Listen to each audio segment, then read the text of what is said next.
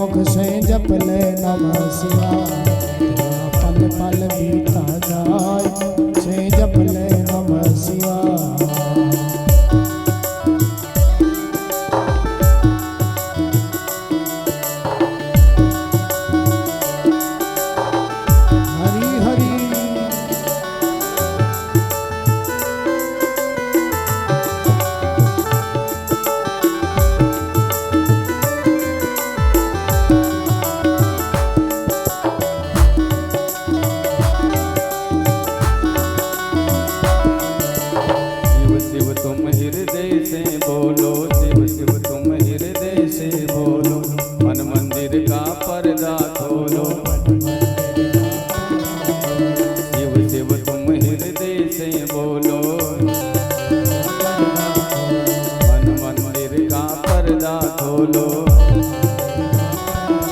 तेरा अवसर खाली न जाए मुख से जप ले नमः शिवाय। तेरा अवसर खाली न जाए मुख से जप ले नमः शिवाय।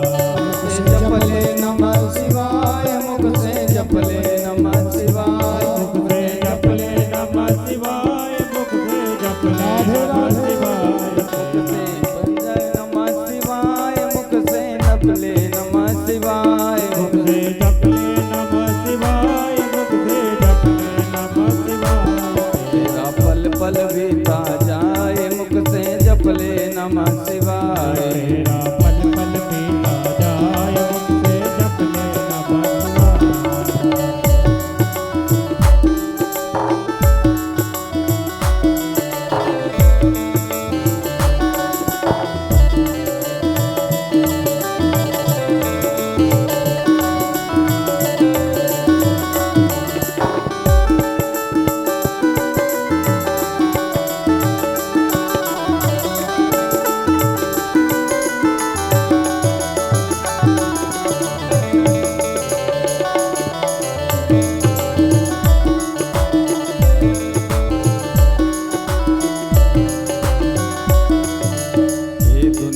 पंछी का मेला।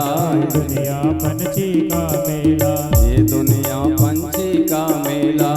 दुनिया पंछी का मेला। समझो उड़ जाना है अकेला। समझो उड़ जाना है अकेला। समझो उड़ जाना है अकेला। समझो उड़ जाना है अकेला। तेरा तन मन साथ न जाए मुख से जप ले नमः शिवाय। तेरा तन साथ न जाए मुख से जप ले नमः शिवाय। मुख से जप ले नमः शिवाय। मुख से जप ले नमः शिवाय। मुख से जप ले नमः शिवाय। मुख से जप ले नमः शिवाय। मुख से जप ले नमः शिवाय। मुख से जप ले नमः शिवाय। मुख से जप ले नमः शिवाय। मुख से जप ले नमः शिवाय। तेरा पल पल बीता जाए मुख से जप ले नमः शिवाय। तेरा पल पल बीता जाए मुख से जप ले नमः शिवाय। मुसाफिरी जब पूरी होगी। मुसाफिरी जब पूरी होगी। चलने की मजबूरी होगी। चलने की मजबूरी होगी। मुसाफिरी जब पूरी होगी। मुसाफिरी जब पूरी होगी। चलने की मजबूरी होगी। चलने की मजबूरी होगी। तेरा बिगड़ा प्राण। तेरा बिगड़ा प्राण रह जाए मुख से जप ले नमः शिवाय। तेरा बिगड़ा प्राण रह जाए मुख से जप ले नमः शिवाय। मुख से जप ले नमः शिवाय। मुख से जप ले नमः शिवाय। मुख से जप ले नमः शिवाय। मुख से जप ले नमः शिवाय। तेरा पल पल बीता जाए मुख से जप ले नमः शिवाय। तेरा पल पल बीता जाए मुख से जप ले नमः शिवाय। शिव पूजन में मस्त बने जाए।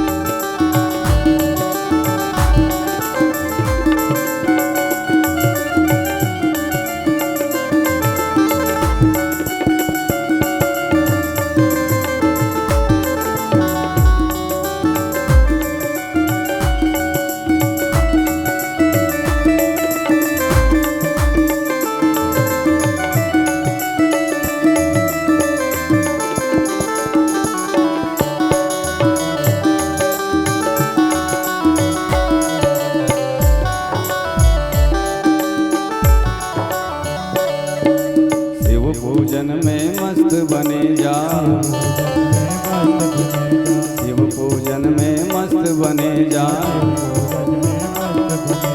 भक्ति सुधारस पान किए जा,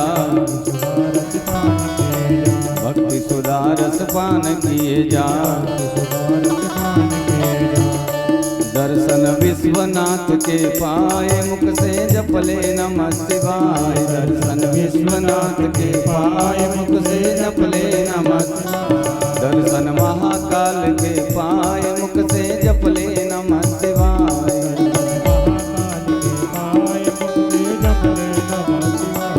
मुख से जपले नमः शिवाय, मुख से जपले नमः शिवाय, मुख से जपले नमः शिवाय, मुख से जपले नमः शिवाय, मुख से जपले नमः शिवाय, मुख से जपले नमः शिवाय, जपले नमः शिवाय, मुख से जपले नमः शिवाय।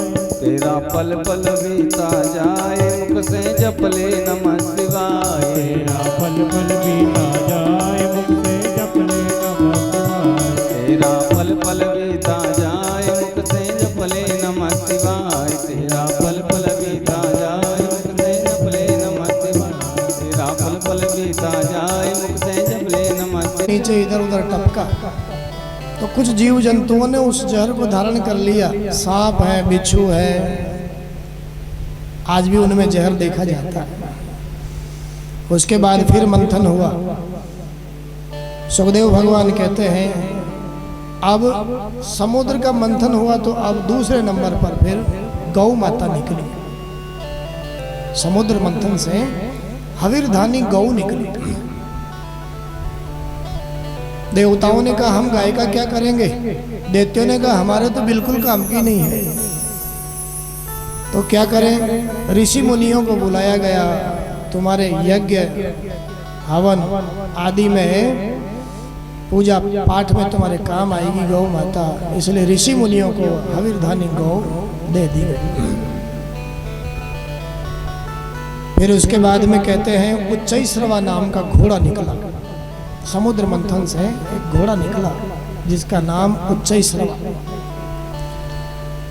दैत्यों के राजा बलि महाराज हैं। ये उच्चैश्रवा घोड़ा बलि महाराज को दे दिया गया। आधे आधे का तय हुआ है ना, आप ले लीजिए महाराज इसको, आपके काम आएगा। उसके बाद में फिर एक हाथी निकला समुद्र मंथन से जिसका नाम ऐरावत। देवराज इंद्र ने इसको अपनी सवारी बनाने के लिए ले लिया, ऐरावत हाथी को। उसके बाद में कौस्तुभ मणि निकली और मणि को मेरे ठाकुर जी ने, मेरे नारायण ने अपने गले में धारण कर लिया। कौस्तुभ मणि को गले में धारण कर लिया। उसके बाद में फिर पारिजात कल्प वृक्ष निकला समुद्र मंथन से। देवराज इंद्र के स्वर्ग में पहुंचा दिया गया इसको, पारिजात का। अप्सराएं निकली, अप्सराओं को भी देवराज इंद्र के स्वर्ग में पहुंचाया गया। चंद्रमा निकले समुद्र से। भगवान शिव ने कहा भैया तुम लोगों को अच्छा लगे तो मैंने जहर पिया है, तो उस जहर के कारण कभी कभी मेरा माथा गर्म हो जाता है। हाँ, और वैसे नियम यह है माथा ठंडा रहना चाहिए, पाँव गर्म रहने चाहिए, पेट नरम रहना चाहिए और सिर ठंडा रहना चाहिए। मैंने तो ऐसा सुना है पाँव गरम, पेट नरम, सिर रखो ठंडा, और इतने पे भी जो डॉक्टर साहब आवे ना तो उनको मारो डंडा, अगर इतना होने के बाद। लेकिन आजकल सब उलट पलट हो गया। पाँव गरम रहने के बजाय ठंडे रहते हैं पाँव, पेट नरम रहने के बजाय कड़क रहता है, बिल्कुल एकदम अकड़ करके रहता है,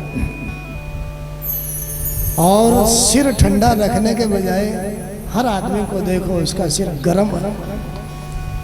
तो भैया संतुलित जीवन जीने के लिए सिर को ठंडा रखना आवश्यक है। भगवान शिव ने कहा भैया जहर से कभी कभी माथा गर्म हो जाता है, नहीं है ये। सारी की सारी कथाएं हमारे जीवन पर निर्भर है।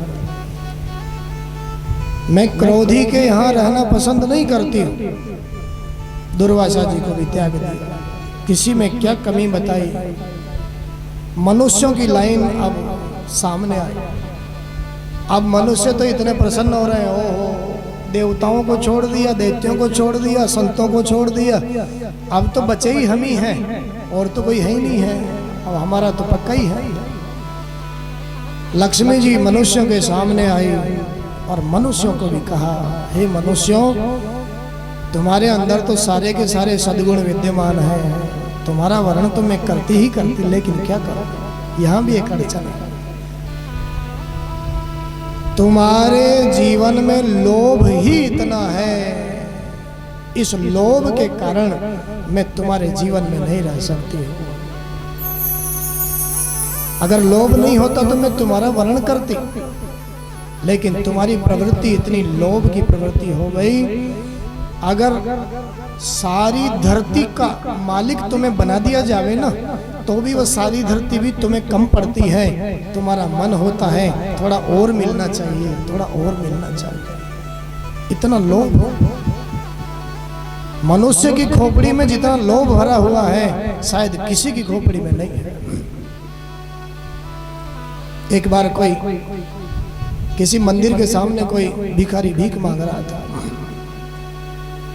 नारद जी महाराज पधारे वहां पर, उसको भीख मांगते देखा। भैया तुम्हारा यही काम है क्या? मैंने पहले तुम्हें उस जगह पर भी भीख मांगते देखा, फिर यहाँ भी भीख मांगते देखा, तुम यही काम करते हो क्या? उस व्यक्ति ने कहा नारद जी से, महाराज जिस दिन मेरा ये बर्तन, मेरा कमंडलू कोई भर देगा ना, उसके बाद मैं भीख मांगना बंद कर दूंगा। नारद जी ने कहा बस इतनी सी बात, जाओ मैं तुम्हें कुबेर महाराज के यहाँ भेजता हूं।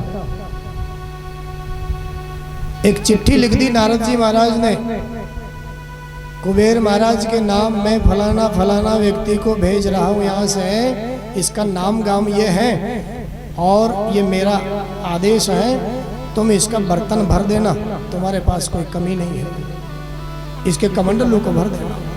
नीचे साइन कर दिए नारद जी ने, देवर्षि नारद। वह चिट्ठी लेकर के वह आदमी कुबेर महाराज के यहाँ पहुंच गया। सेवकों को चिट्ठी दे दी। कुबेर महाराज ने चिट्ठी पढ़ी, देवर्षि नारद का पत्र है, आज सेवकों को आदेश दे दिया भैया इसका बर्तन भर दो। छोटा सा बर्तन उस आदमी के पास में है, सेवकों को भरते भरते भरते कई कई दिन हो गए, लेकिन उसका बर्तन नहीं भरता। कुबेर महाराज बड़े परेशान हैं, कई कई भंडार खाली हो गए हैं, लेकिन उस मनुष्य का वो बर्तन भरने में नहीं आता है। कई कई दिन हो गए।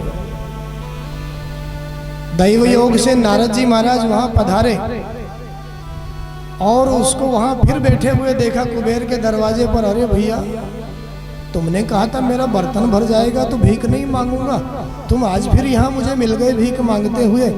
उसने कहा क्षमा करना महाराज, मेरा बर्तन भरा ही नहीं है ना, और मैं तुम्हारा वर्ण करती क्या करूं, लेकिन तुम्हारे अंदर लोभ इतना है और मैं लोभी मनुष्य के साथ जीवन नहीं बिता सकती। सब में कुछ न कुछ कमी निकालते हुए मेरे नारायण समुद्र की लहरें गिन रहे हैं। अपने योग्य देखा, सर्वगुण संपन्न देखा, आकर के भगवान नारायण के गले में माला पहना दी। अब तक लक्ष्मी थी, अब लक्ष्मी नारायण हो गए। बोलिए लक्ष्मी नारायण भगवान की जय।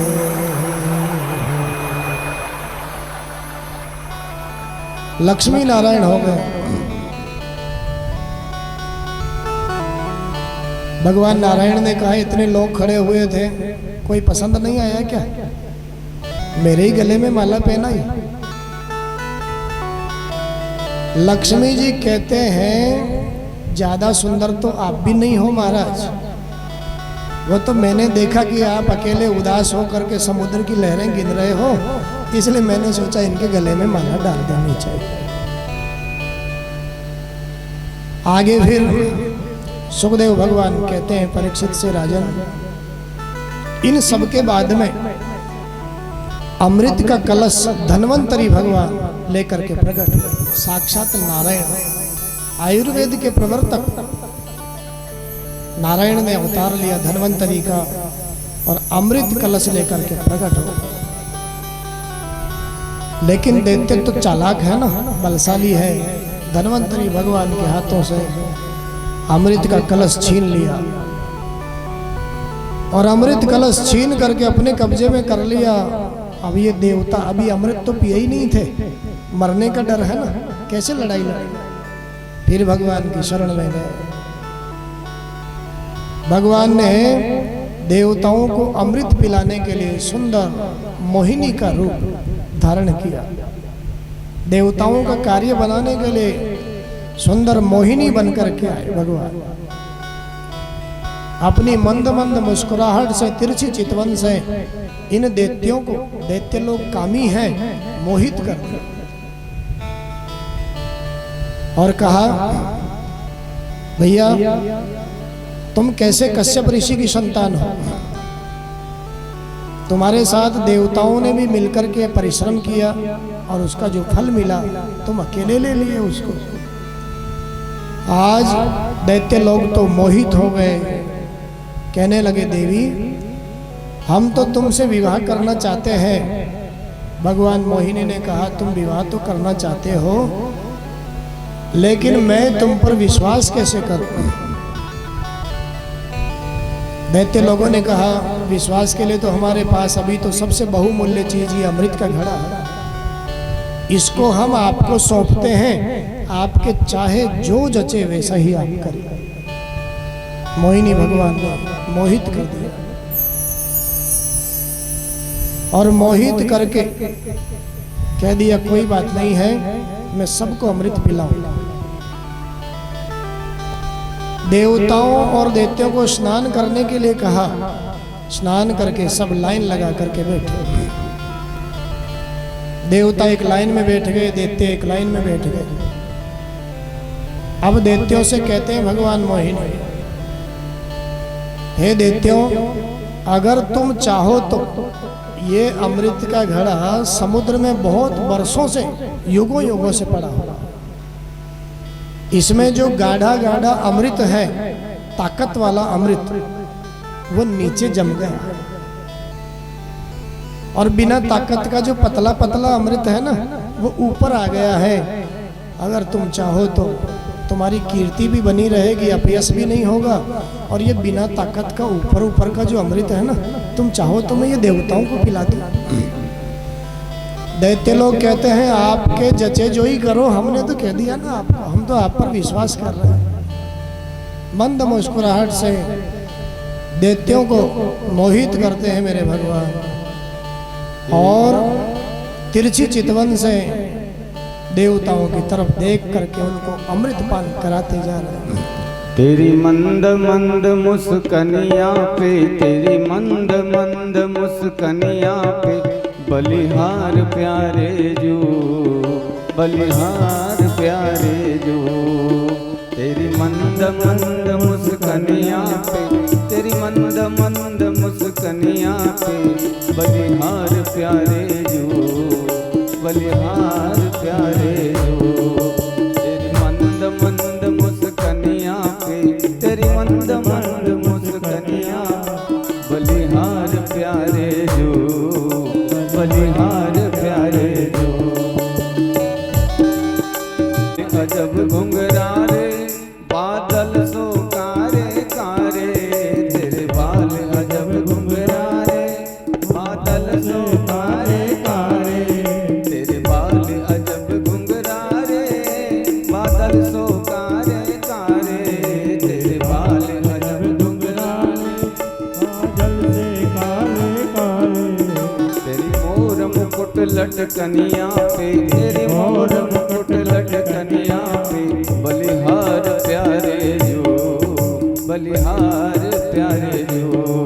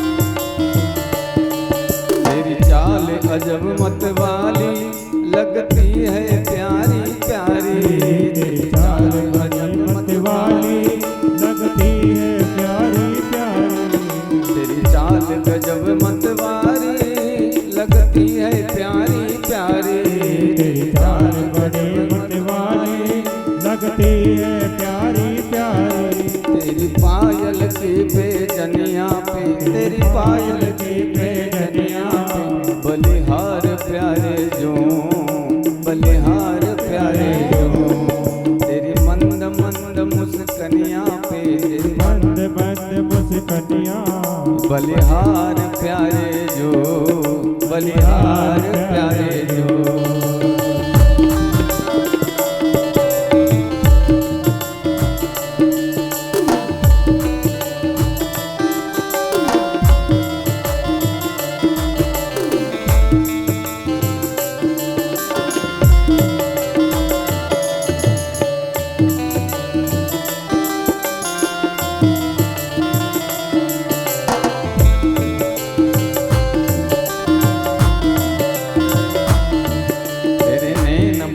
मतवारे मटके हैं कारे कारे, तेरे नैन बड़े मतवारे लगते हैं कारे कारे, तेरे नैन बड़े मतवारे मटके हैं कारे कारे, तेरे नैन बड़े मतवारे मटके कारे कारे, तेरी तिरछी सी चितवनिया पे, तेरी तिरछी सी चितवनिया, बलिहार प्यारे जो, बलिहार प्यारे जो।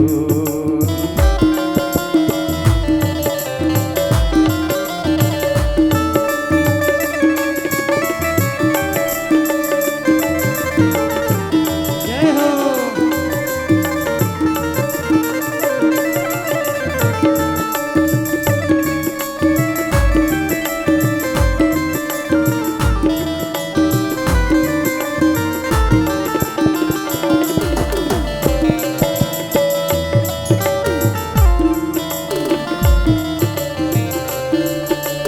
कथा यहाँ पर है, मेरे परमात्मा अमृत पिलाते हुए आ रहे हैं। नजर तो दैत्यों की तरफ है ना, और देवताओं को एक एक करके अमृत पिला रहे हैं। ज्यों ही स्वरभानु दैत्य ने देव रूप बना करके अमृत पिया, सूरज चांद ने कहा, हे प्रभु ये देवता नहीं है, ये तो दैत्य है, ये तो दैत्य है। तुरंत चतुर्भुज स्वरूप धारण करके मेरे नारायण ने सुदर्शन चक्र से उसका गला काट दिया, लेकिन अमृत कंठ तक पहुंच चुका था। 2 भागों में होने के बाद में भी वो मरा नहीं, जीवित रहा। पहले 7 ग्रह थे, उसको ग्रहों की श्रेणी में डाल दिया। नाम है राहु और केतु। ऊपर के भाग का नाम राहु केतु और नीचे के भाग का नाम राहु। इसी बात का बदला लेने के लिए आज भी सूर्य और चंद्र ग्रहण के समय ये राहु केतु सूरज और चांद को ग्रसते रहते हैं। भयंकर देवासुर संग्राम वहां पर छिड़ गया। ओहो, हमारे साथ धोखा हुआ है, हमारे साथ धोखा हुआ है। देवासुर संग्राम। अब देवताओं को कोई मार तो नहीं सकता ना, क्योंकि अमृत पी लिया, अमर हो गए। तो देवता तो क्यों मरे? इन देवताओं ने दैत्यों को मार डाला देवासुर संग्राम में, और अपने स्वर्ग पर फिर से शासन करने लगा। बोलिए भक्तवत्सल भगवान की जय। फिर से जीवित हो गए दैत्य लोग। शुक्राचार्य जी से कहते हैं, गुरुदेव कोई बात नहीं, हमारे साथ धोखा करके देवता लोगों ने अमृत तो पी लिया है, हम उनको मार नहीं सकते हैं, कोई बात नहीं, लेकिन क्या उनको हम हरा भी नहीं सकते क्या? शुक्राचार्य जी ने कहा, क्यों नहीं भैया, बिल्कुल हरा सकते हो, लेकिन उसके लिए तुम्हें कुछ काम करने होंगे। कौन से काम गुरुदेव? भैया अगर देवताओं को पराजित करना है तो तुम तुम्हारे जीवन में गौ माता की सेवा पूर्ण रूप से करो। बलि महाराज को कह दिया, गुरु की सेवा करो, देवताओं को पराजित करना है तो। संत सेवा करो, ब्राह्मण सेवा करो, अतिथि सत्कार तुमसे जितना बने उतना ज्यादा करो। दैत्यों के राजा बलि महाराज ने गुरुदेव की बात मान करके खूब संतों की सेवा करी, भक्तों की सेवा करी, अतिथि सत्कार किया। गौ माता की सेवा में लगे हुए हैं आजकल। मोहिनी बनकर के मेरे नारायण ने देवताओं को अमृत पिला दिया, ऐसा सुंदर रूप बनाया।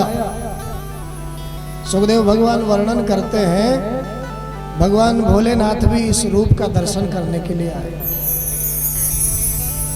भगवान नारायण के भक्त हैं भोलेनाथ, तो नारायण ने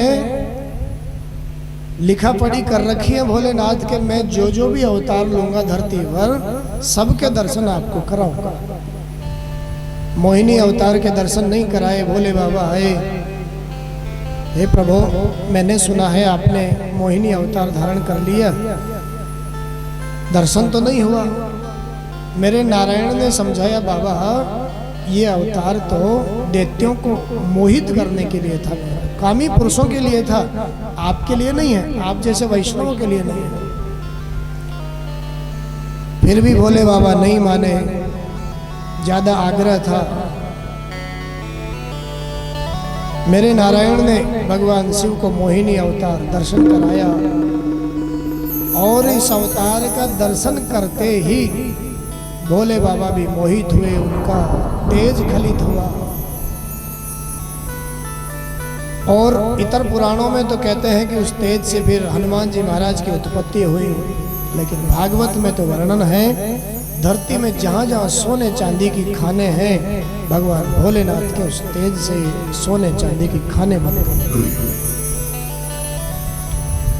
मोहिनी भगवान ने देवताओं को अमृत पिलाया। सुखदेव भगवान कहते हैं, परीक्षित से राजन देखें, इन देवताओं को भी तो देखें, अमृत पीने के बाद में इनका हाल क्या है। सुखदेव जी महाराज कहते हैं, इनका हाल ऐसा है भैया, अमृत पीने के बाद में अब ये आलसी हो गए। क्यों हो गए? अब मरने का डर तो खत्म हो गया ना, अब हमें कौन मार सकता है। पहले तो जब जब संकट आता था भगवान की 2-4 माला फेरते थे, उस संकट को मिटाने के लिए स्तुति करते थे, प्रार्थना करते थे। अब मरने का झंझट ही खत्म, अमर हो गए। अब जो 2-4 माला फेरते थे वो भी खूंटी के टांग दी, अब क्या काम है इसका। व्यक्ति के जीवन में जब सुख सुविधाएं आ जाती है तो उसका यही हाल हो जाता है। जब उसके जीवन में कुछ नहीं होता तब रात दिन वो पूजा में, ऐसे ही धार्मिक कर्मों में लगा रहता है। लेकिन ज्यों ज्यों सुख आता है, ज्यों ज्यों उन्नति होती है, त्यों त्यों आलसी सुख सुविधाओं का जीवन उसका होता जाता है। देवता हो गए आलसी, और दैत्य इधर शुक्राचार्य जी के कहने से गौ माता की सेवा कर रहे हैं, कर्मशील बनते जा रहे हैं, ब्राह्मणों की सेवा, संतों की सेवा कर रहे हैं, गुरु की सेवा। आज प्रसन्न होकर के गुरुदेव ने कहा बलि महाराज से, बेटा मैं तुम्हारी सेवा से प्रसन्न हूँ, जाओ मेरा आशीर्वाद है, स्वर्ग पर चढ़ाई कर दो, मेरे आशीर्वाद से तुम्हें विजयश्री प्राप्त होगी। ऐसा आशीर्वाद दिया। बलि महाराज ने स्वर्ग पर आक्रमण किया, और गुरु का आशीर्वाद, गौ माता का आशीर्वाद केवल स्वर्ग ही नहीं, तीनों लोकों पर ही अपना कब्जा बलि महाराज ने कर लिया। बोलिए भक्तवत्सल भगवान की जय। बलि महाराज गौ सेवा से, गुरु सेवा से, संत सेवा, ब्राह्मण सेवा से, अतिथि सत्कार से आज त्रिलोकी के सम्राट बन गए। तीनों लोकों पर उनका कब्जा। ये देवता लोग फिर सर छुपाने को मारे मारे डोल रहे हैं, क्योंकि इनका हक, इनका अधिकार स्वर्ग बलि महाराज के कब्जे में। बलि महाराज दैत्यों के राजा, सब जगह इधर उधर दौड़ रहे हैं, कौन रक्षा करे। भगवान ने अमृत पिला दिया, अमर बना दिया, लेकिन फिर भी समस्या ने तो पीछा नहीं छोड़ा। हमारे संत शास्त्र कहते हैं, भैया चाहे कहीं भी पहुंच जाओ, कितनी ऊंचाइयों पर पहुंच जाओ, समस्याएं तुम्हारा पीछा नहीं छोड़ने वाली। एक न एक समस्या वहां भी खड़ी हो जाएगी। इसलिए संघर्ष का नाम ही जीवन है। बिना संघर्ष का जीवन श्रेष्ठ जीवन नहीं होता। परिस्थितियों से डट कर के मुकाबला करने वाला जीवन ही श्रेष्ठ जीवन माना जाता है। देवताओं के जीवन में जब ऐसा संकट आया तो सुखदेव भगवान कहते हैं परीक्षित से, राजन, उनकी माँ है अदिति माता। संतान के जीवन में जब कष्ट आता है, दुख आता है ना, तो सबसे ज्यादा कष्ट माँ को होता है। पिता तो जैसे तैसे अपने हृदय को समझा लेते हैं, लेकिन संतान चाहे कैसी भी हो, लेकिन अगर उसके जीवन में कोई संकट है, दुख है, तो माँ को बहुत ज्यादा कष्ट होता है। अपनी संतान के प्रति माँ का बहुत वात्सल्य होता है। कहां तक वर्णन करें साहब। नहाया धोया बच्चा कहीं कीचड़ में नाली में खेलने के लिए चला गया। पिताजी ने तो भले 2000 के कुर्ता पजामा पहने हैं और कीचड़ में सना हुआ बालक पिताजी के पास में आता है तो कहता, अरे भैया दूर दूर, कपड़े खराब करेगा, जाओ तुम्हारी माँ के पास जाओ।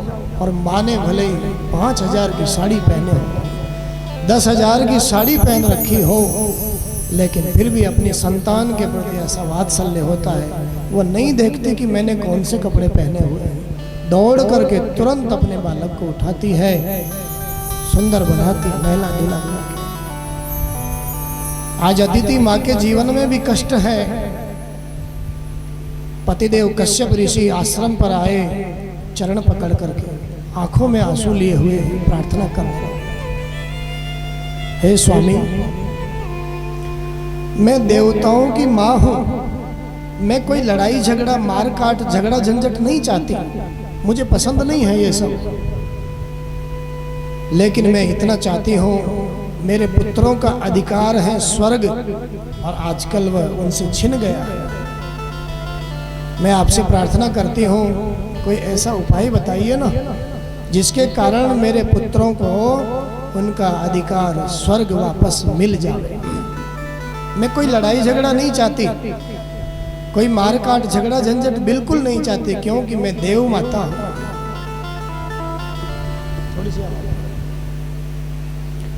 कोई ऐसा उपाय बताइए स्वामी जिससे मेरे पुत्रों का स्वर्ग उनको वापस मिल जाए।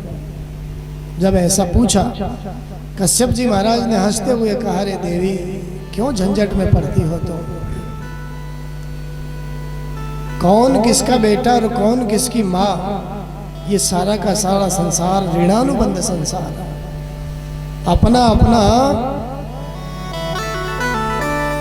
कर्जा चुकाने के लिए हर जीव इस संसार में किसी की पत्नी बनकर के आया है, किसी का पति बनकर के आया है, किसी का कोई बेटा बनकर के आया है, कोई बेटी बनकर के आया है।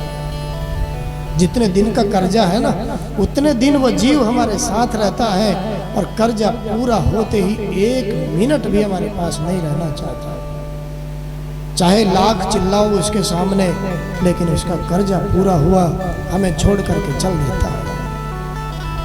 देवी, क्यों किसी के चक्कर में पड़ती हो? क्वदेहो भौतिको नात्मा क्वचात्मा प्रकृते परः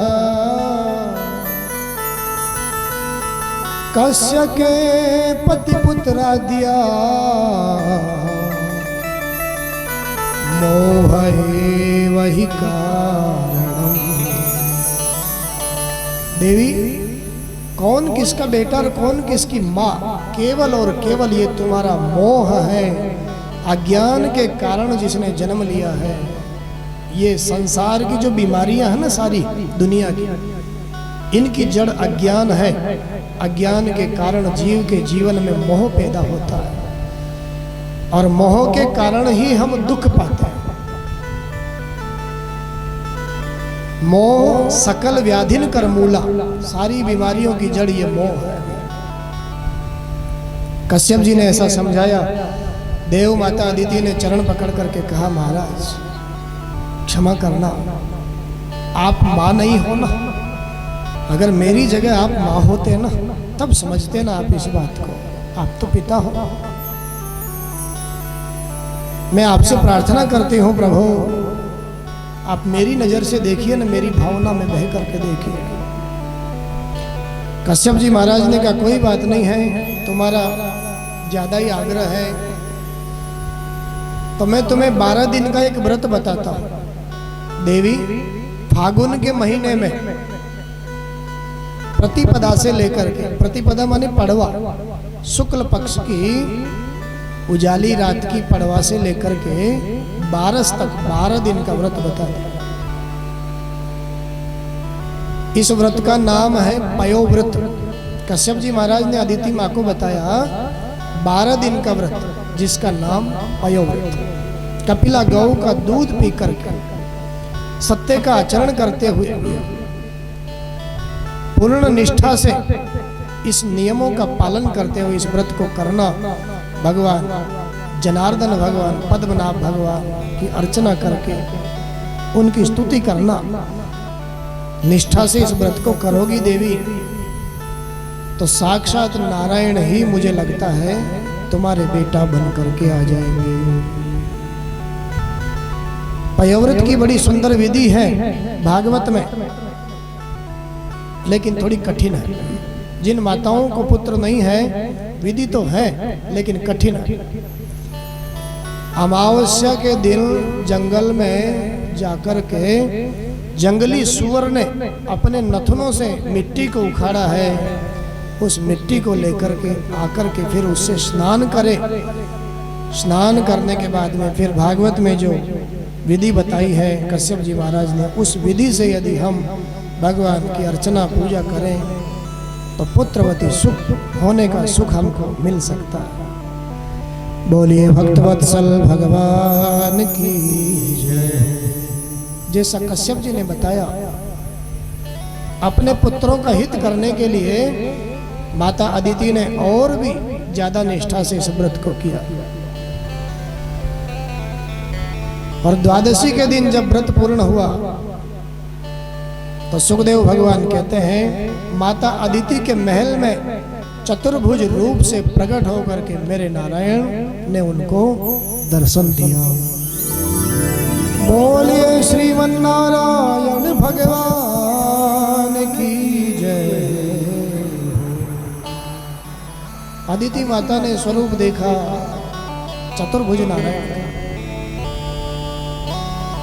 स्तुति करी, प्रार्थना कर।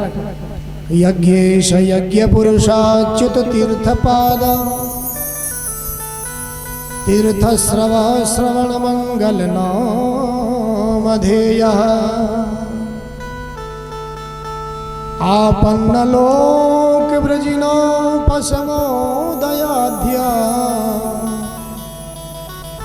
समनः कृधीश भगवन् दीननाथ। अदिति माँ ने स्तुति करी, हे यज्ञ, हे यज्ञ पुरुष, आप तो स्वयं तीर्थ रूप है। आपके चरण जिस घर में जाते हैं वो स्वयं वो घर ही तीर्थ हो जाता है। स्तुति करी। भगवान ने कहा कोई बात नहीं माँ, आपने मेरा व्रत किया है, मेरी पूजा की है, मैं बहुत जल्दी आपका बेटा बनकर के आऊंगा। ऐसा आश्वासन देकर के भगवान अंतर्ध्यान हो गए। सुखदेव भगवान कहते हैं धीरे धीरे आ रहा है भादव का महीना,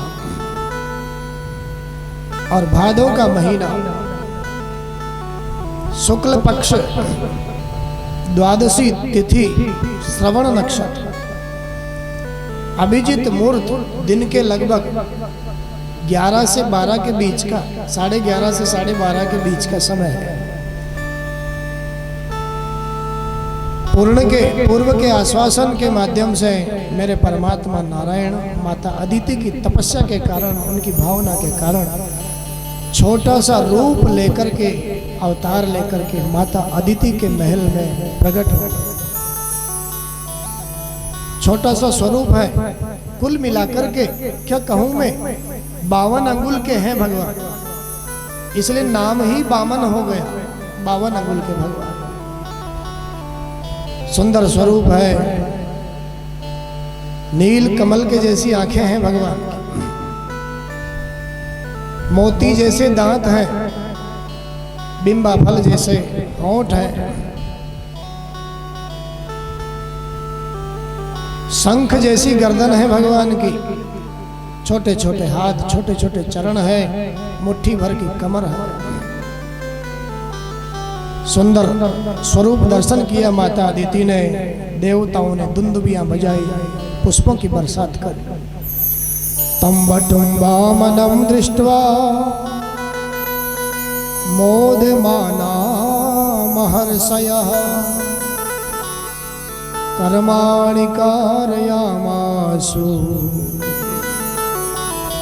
पुरस्कृत्य प्रजापति। आज वामन भगवान की झांकी का सबने दर्शन किया। कश्यप जी महाराज ने, देवताओं ने, देवराज इंद्र के छोटे भाई बनकर के आ गया, वामन बनकर के आ गया। देवताओं का हित करने के लिए छोटे भाई बनकर के आ गया।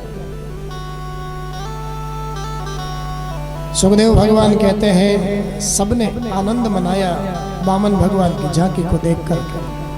और बृहस्पति जी महाराज ने जनेऊ पहना दिया। देवताओं के गुरु है ना, और जनेऊ तो गुरु जी पहनाते हैं। आज गुरु जी ने यज्ञोपवीत पहना दिया वामन भगवान को।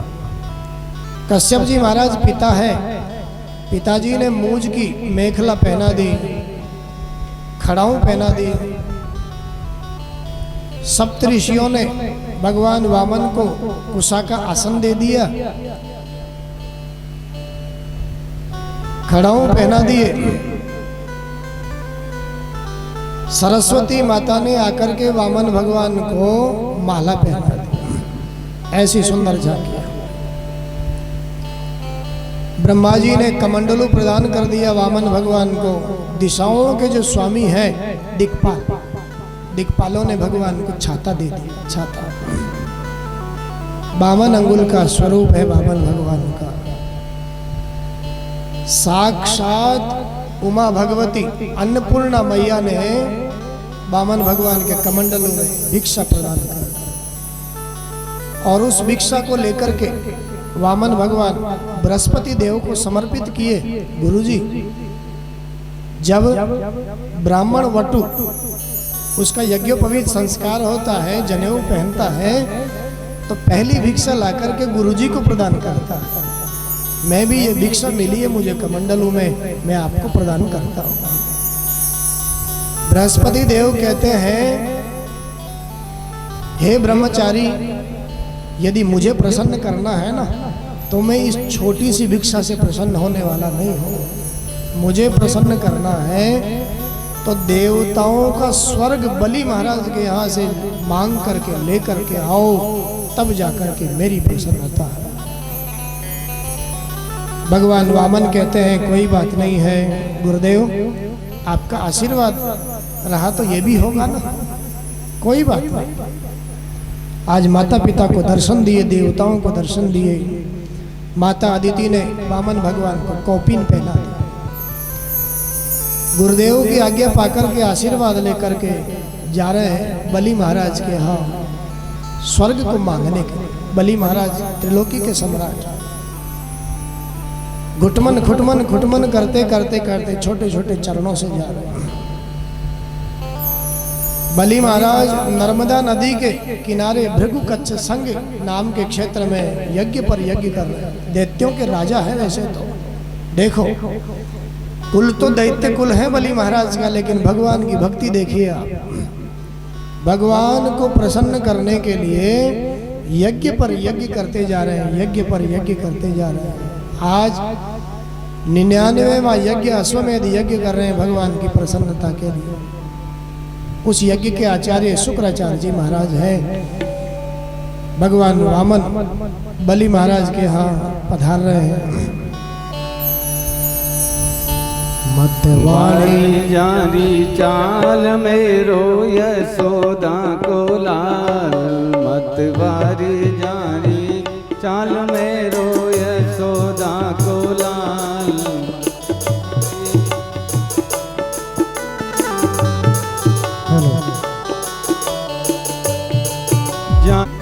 उजाली रात की पड़वा से लेकर के 12 तक 12 दिन का व्रत बता दिया।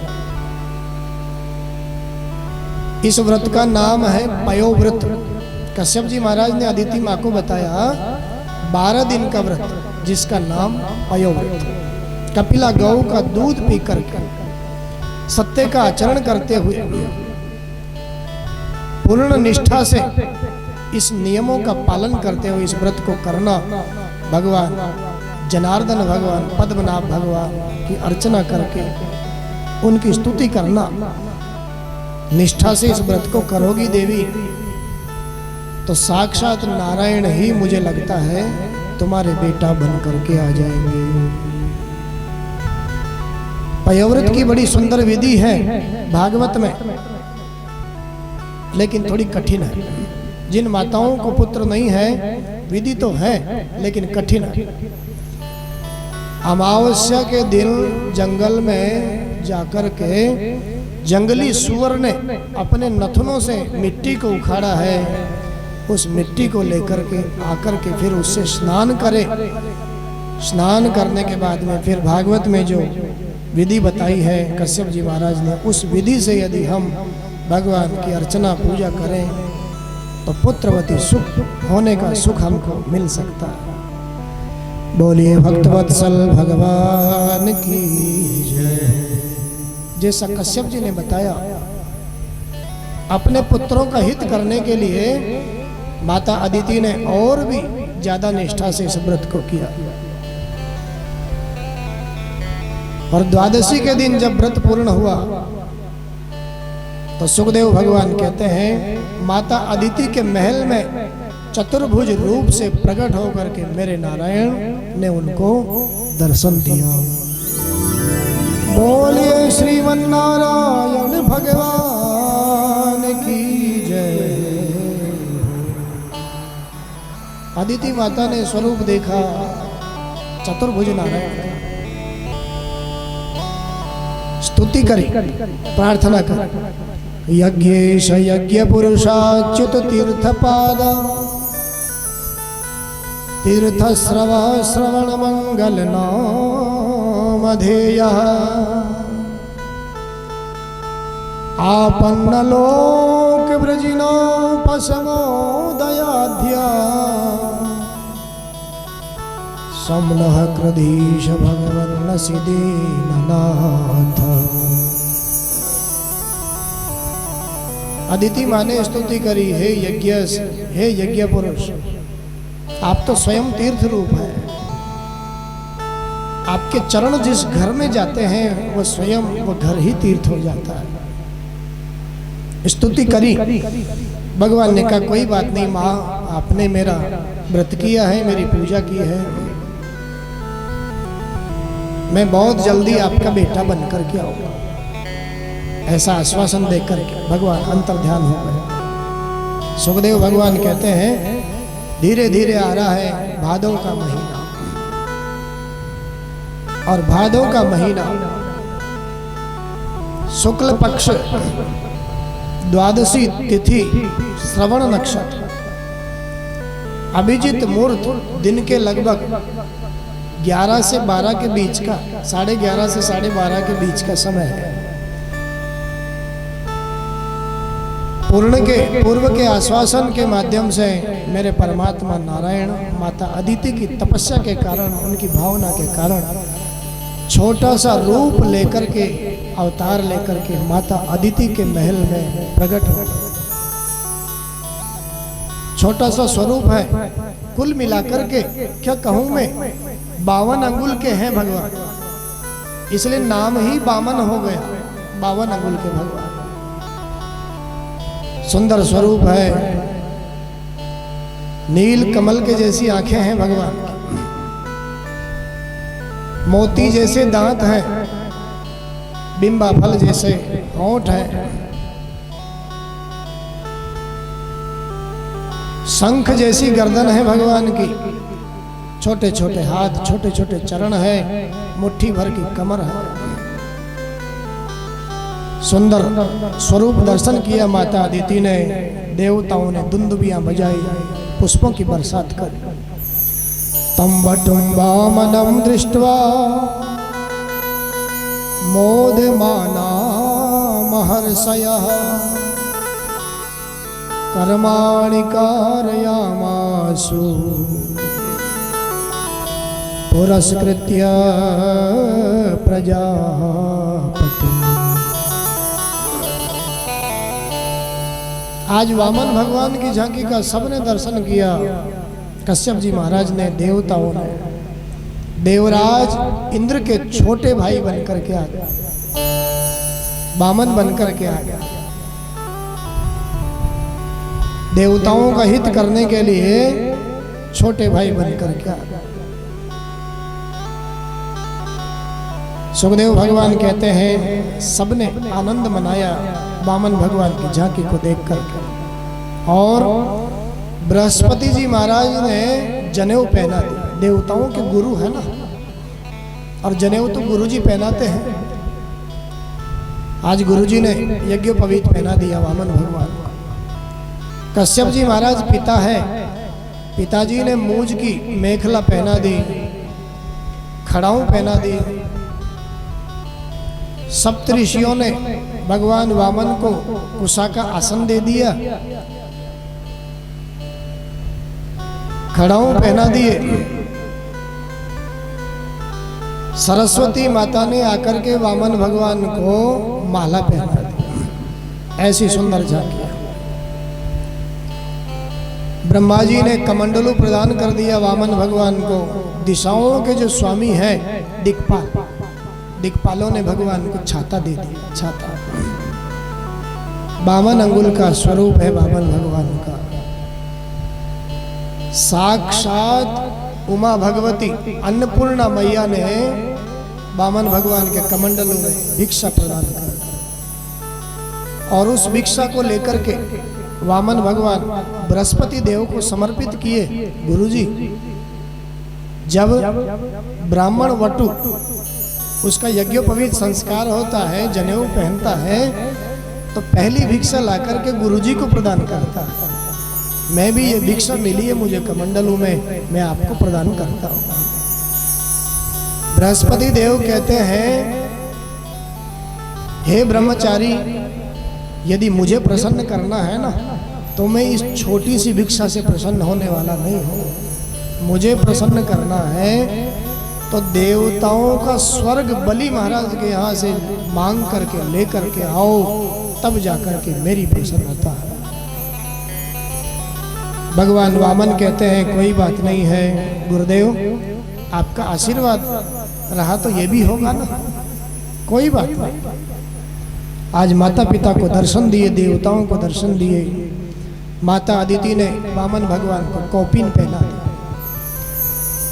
गुरुदेव की आज्ञा पाकर के आशीर्वाद लेकर के जा रहे हैं बलि महाराज के यहाँ स्वर्ग को मांगने के लिए। बलि महाराज त्रिलोकी के सम्राट, घुटमन घुटमन घुटमन करते करते करते छोटे छोटे चरणों से जा रहे हैं। बलि महाराज नर्मदा नदी के किनारे भृगुकच्छ संग नाम के क्षेत्र में यज्ञ पर यज्ञ कर रहे हैं। दैत्यों के राजा है वैसे तो, देखो कुल तो दैत्य कुल है बलि महाराज का, लेकिन भगवान की भक्ति देखिए आप। भगवान को प्रसन्न करने के लिए यज्ञ पर यज्ञ करते जा रहे हैं, यज्ञ पर यज्ञ करते जा रहे हैं। आज 99वां यज्ञ अश्वमेध यज्ञ कर रहे हैं भगवान की प्रसन्नता के लिए। उस यज्ञ के आचार्य शुक्राचार्य जी महाराज हैं। भगवान वामन बलि महाराज के यहाँ पधार रहे हैं।